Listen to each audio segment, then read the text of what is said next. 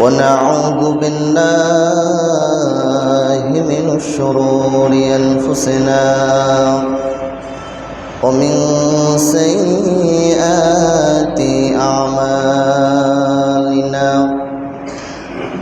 من يهده الله فلا مضل له ومن يضلل فلا هادي له ونشهد أن لا إله إلا الله وحده لا شريك له وأشهد أن محمدًا عبده ورسوله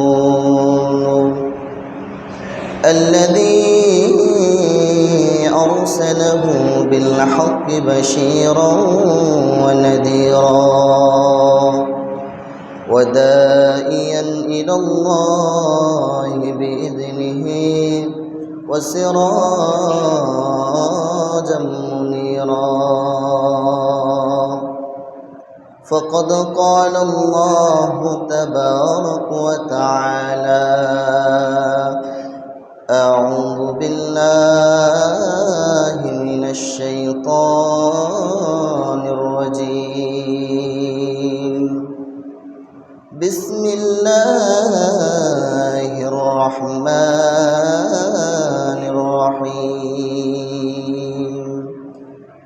التائبون العابدون الحامدون السائحون الراكعون الساجدون الآمرون بالمعروف والناهون عن المنكر والحافظون لحدود الله وبشر المؤمنين. وقال النبي صلى الله عليه وسلم كل بني آدم خطاؤون وخير خطائين التوابون.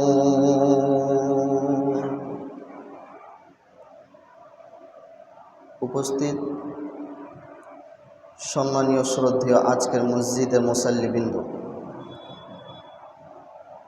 সর্বপ্রথম সেই মহান রব্বুল আলামিনের প্রশংসা করি যে মহান রব্বুল আলামিন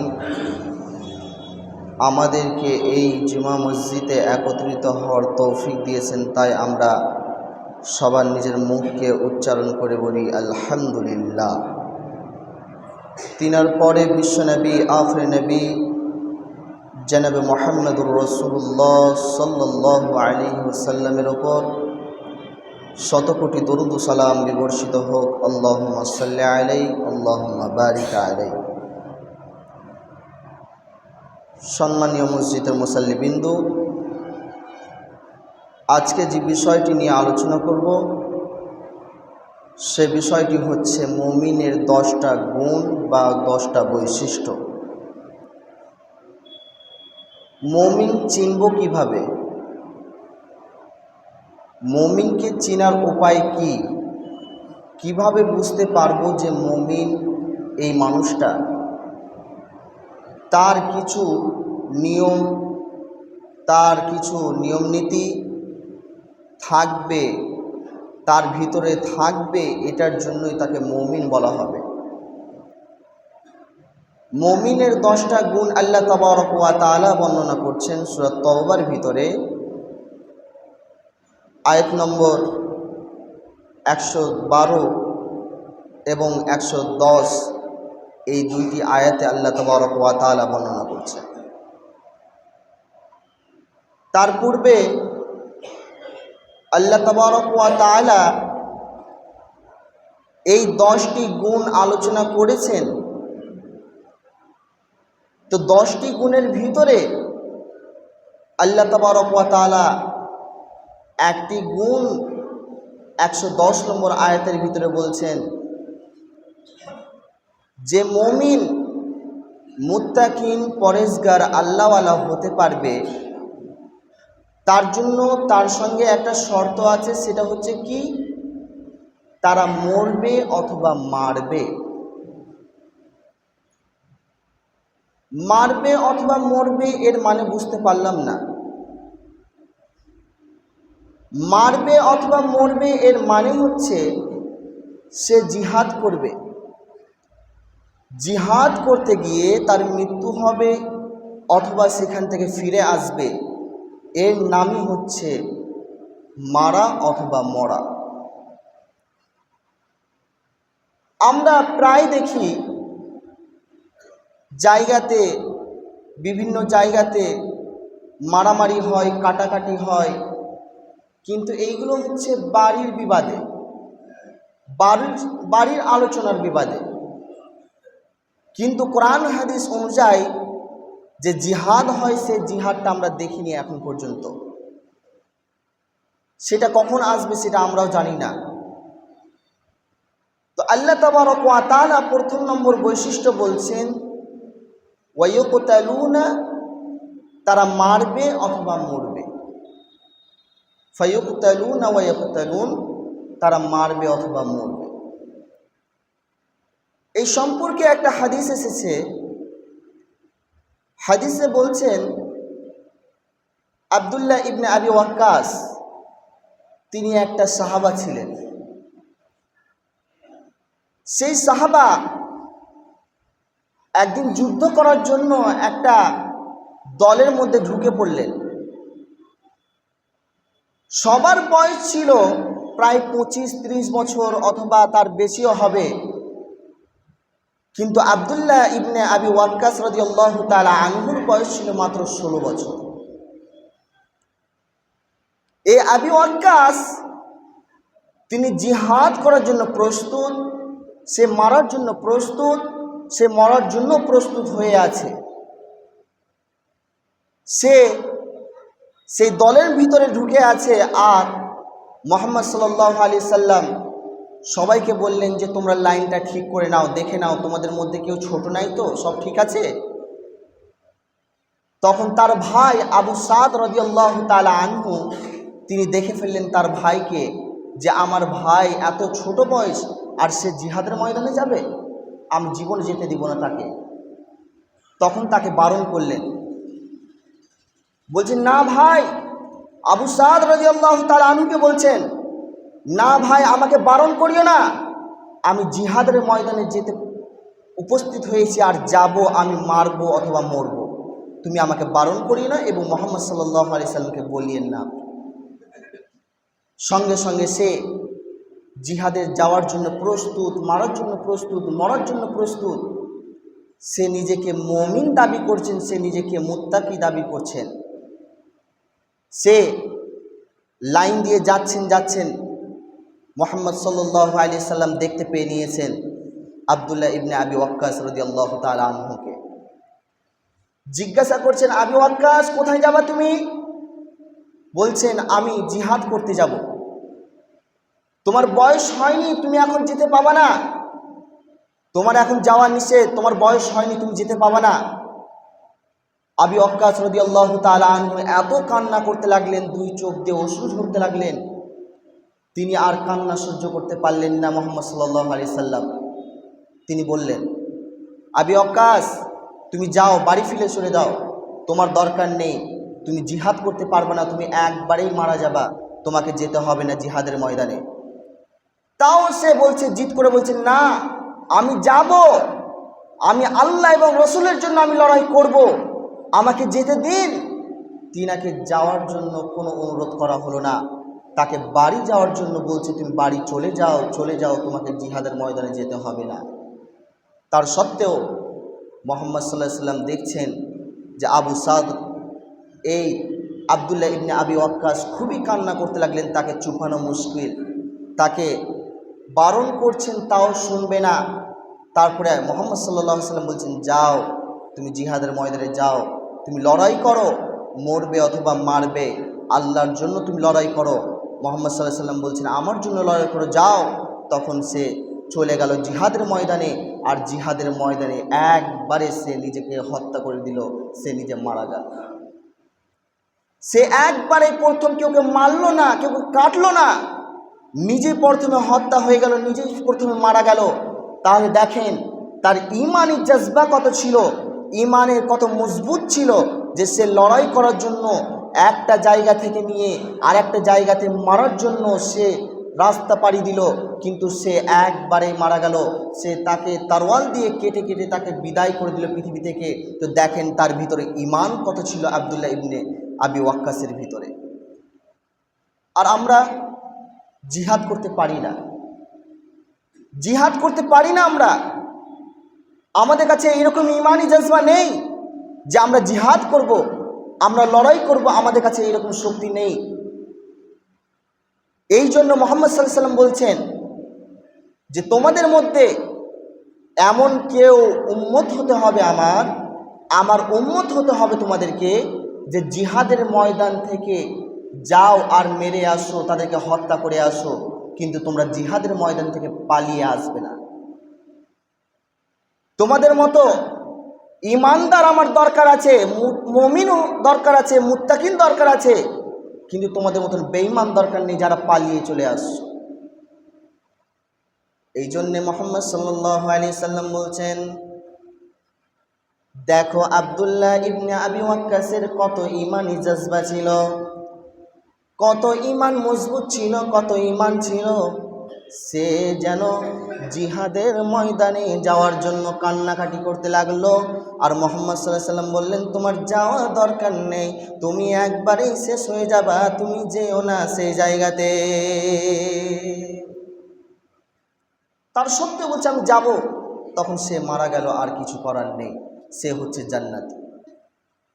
তার মাত্র 16 বছর বয়স ছিল, আর আমরা 50, 45 এইরকম বয়সে যদি আমরা হত্যা করতে যাই, জিহাদ করতে যাই, তাহলে আমরা সেখান থেকে পালিয়ে চলে আসি। আমাদের ঈমান এরকম আছে।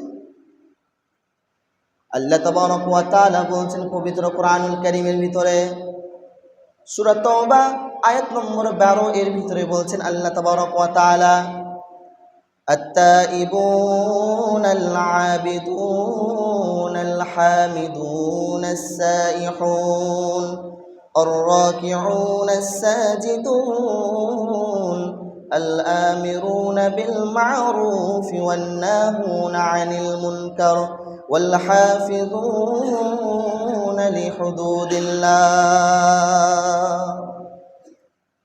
দ্বিতীয় নম্বর গুণ আল্লাহ তাবারক ওয়া তাআলা বলছেন, মুমিন মুত্তাকিন তারা হবে যারা আত-তাইবুন, তারা তওবাকারী হবে, তওবা করবে, আল্লাহর সামনে মাপ চাইবে, আল্লাহর কাছে গুনাহগুলোর মাপ চাইবে, আল্লাহর কাছে কান্নাকাটি করবে।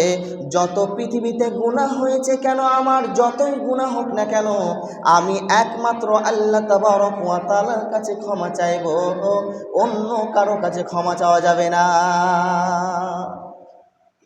আত-তাইবুন তারা তওবাকারী হবে। এই তওবা কেমন করে করবে? তারা আল্লাহর কাছে কান্নাকাটি করবে, তারা চাইবে আল্লাহর কাছে, এমন করে চাইবে, দেখতে হবে যে আমার এখন পর্যন্ত কবুল হয়েছে কি হয়নি, না কবুল হয়নি, আমি এখনও আল্লাহর কাছে চাইবো, আল্লাহ আমাকে দেবে, আমি ভরসা করে আছি আল্লাহ আমাকে দেবে। এই জন্য আল্লাহর কাছে আপনি যতক্ষণ পর্যন্ত বিশ্বাস করতে পারছেন না, ততক্ষণ পর্যন্ত আপনাকে উঠতে হবে না, আপনি চেয়েই যান আল্লাহ তাবারক ওয়া তাআলার কাছে। দ্বিতীয় নম্বর গুণ আল্লাহ তাবারক ওয়া তাআলা বললেন আত-তাইবুন। তৃতীয় নম্বর বলছেন আত-তাইবুনাল আবিদুন, তারা ইবাদতকারী হবে। 3 নম্বর গুণ বলছেন তারা ইবাদতকারী হবে, ইবাদত করবে। ইবাদত করব একমাত্র কার জন্যে? একমাত্র আল্লাহ তাবারক ওয়া তাআলার জন্য, অন্য কারোর জন্য ইবাদত করা যাবে না। এই জন্য মুহাম্মদ সাল্লাল্লাহু আলাইহি সাল্লাম বলছেন, কুল্লু আদাম খাত্তাউন ওয়া খায়রু খাত্তাইনা আত-তাওয়াবুন। পৃথিবীতে আদম আলাইহিস সালাম এসেছেন, তিনারও ভুল ত্রুটি হয়েছে, ভুল হয়েছে, তিনি আল্লাহর কাছে ক্ষমা চেয়েছেন। সেই রকম আমরা হচ্ছি তার আমরা সন্তান, সে আদি পিতার সন্তান আমরা, আমাদেরও ভুল হতে পারে, আমাদের চলা ওঠা বসা সব জায়গায় আমাদের ভুল হতে পারে। আমরা ক্ষমা একমাত্র আল্লাহ তাবারক ওয়া তাআলার কাছে চাইব। তাহলে আল্লাহ তাবারক ওয়া তাআলা 3 নম্বর গুণ বলছেন আত-তাইবুনাল আবিদুন, আমরা ইবাদতকারী হব, ইবাদত করব। ইবাদত আমরা করার জন্য আল্লাহ তাবারক ওয়া তাআলা আমাদেরকে পাঠিয়েছেন। ওয়ামা খলাকতুল জিন্না ওয়াল ইনসা ইল্লা লিয়াবুদুন, আমাদেরকে পাঠিয়েছেন, জিন এবং মানুষকে সৃষ্টি করেছেন একমাত্র ইবাদতের জন্য, ইবাদত করার জন্য আমাদেরকে পাঠিয়েছেন। তাহলে আমরা ইবাদত করব। আল্লাহ তাবারক ওয়া তাআলা 3 নম্বর বলছেন ইবাদত করতে হবে। আত-তাইবুনাল আবিদুনাল হামিদুন, 4 নম্বর আল্লাহ তাবারক ওয়া তাআলা বলছেন হামিদ এর শাব্দিক অর্থ হচ্ছে আমরা আল্লাহর প্রশংসা করব, আল্লাহর প্রশংসা করব, আল্লাহর প্রশংসা করব। প্রশংসার করব আমরা আল্লাহ তাবারক ওয়া তাআলার, অন্য কারো প্রশংসা করব না, অন্য কারো প্রশংসা করা যাবে না, অন্য কারো কাছে চাওয়া যাবে না, অন্য কারো কাছে মাথা নত করা যাবে না। একমাত্র লায়ক হচ্ছেন আমার আল্লাহ, তিনার সামনে আমরা মাথা নত করব, তিনার সামনে আমরা প্রশংসা করব, আর অন্য কারো প্রশংসা করব না। আত-তাইবুনাল আবিদুনাল হামিদুন, আমরা প্রশংসা করব একমাত্র আল্লাহ তাবারক ওয়া তাআলার কাছে। হামিদুনাস সাইহুন, 5 নম্বর আল্লাহ তাবারক ওয়া তাআলা বলছেন মুমিন ওরা হবে, মুত্তাকিন ওরা হবে, মুমিন ওরা হবে, মুত্তাকিন ওরা হবে যারা আল্লাহর জন্য সিয়াম রাখে, আল্লাহর জন্য রোজা রাখে, আল্লাহর জন্য রমজান মাস যে কোনো দিনের সময় আল্লাহর জন্য আমরা রোজা রাখব, অন্য কারোর জন্য আমরা রোজা রাখব না। একমাত্র আল্লাহকে সন্তুষ্ট করার জন্য আমরা রোজা রাখব, রোজা রাখব একমাত্র আল্লাহকে খুশি করার জন্য। খুশি করব একমাত্র আল্লাহ তাবারক ওয়া তাআলাকে, আর কাউকে খুশি করার আমার দরকার নেই। কেননা আল্লাহ তাবারক ওয়া তাআলা বলছেন যে তুমি খুশি করবে আমাকে করো, আমি তার বিনিময়ে তোমাদেরকে জান্নাত দেব, তার বিনিময়ে তোমাদেরকে জান্নাত দিব। কেননা এই সম্পর্কে একটা আয়াতে বলছেন আল্লাহ তাবারক ওয়া তাআলা যে মুমিন তারা যতই কাজ করুক না কেন, তারা ইবাদত করবে আমার জন্যে এবং আমি তার বিনিময়ে জান্নাত দেব। আমি তোমার রব, আমি তোমার সৃষ্টিকর্তা, আমি তোমাকে জান্নাত দেব, এটা গ্যারেন্টি আমার আছে। তাহলে তুমি আমাকে কাজ করে দাও, তার বিনিময়ে তোমাকে আমি জান্নাত দেব। এটা আমার আল্লাহ তাবারক ওয়া তাআলা আপনাকে বলছেন, আমাকে বলছেন। তাহলে একমাত্র আমরা ইবাদত করব আল্লাহ, রোজা রাখবো আল্লাহকে খুশি করার জন্য, অন্য কাউকে দেখানোর জন্য নয় যে আমরা রোজা রাখছি, দেখো আমি গোটা দিন মান আমি না খেয়ে আছি, সারা বেলা আমি পার করে দিলাম, তোমাকে দেখানোর জন্য দেখো আমি রোজা রেখে আছি তোমার জন্য। কারোর জন্য দেখানোর কোনো দরকার নেই, আমার আল্লাহ তাবারক ওয়া তাআলাকে আমি শুধু দেখাবো, একমাত্র আল্লাহকে।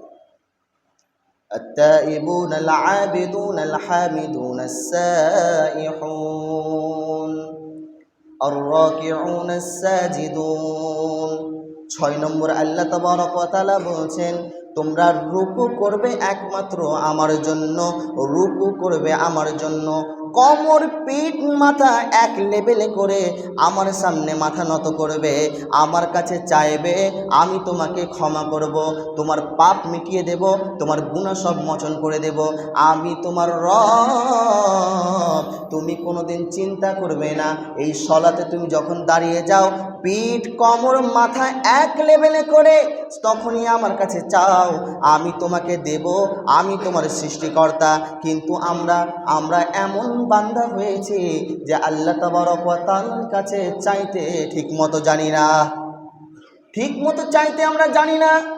কেমন করে চাইব, কি করে চাইব? আল্লাহ তাবারক ওয়া তাআলা বলছেন আর-রাকিউন, তোমরা রুকু করবে একমাত্র আমার জন্য, আর রুকুতে চাইবে একমাত্র আমার কাছে। 7 নম্বর আল্লাহ তাবারক ওয়া তাআলা বলছেন, 7 নম্বর কি?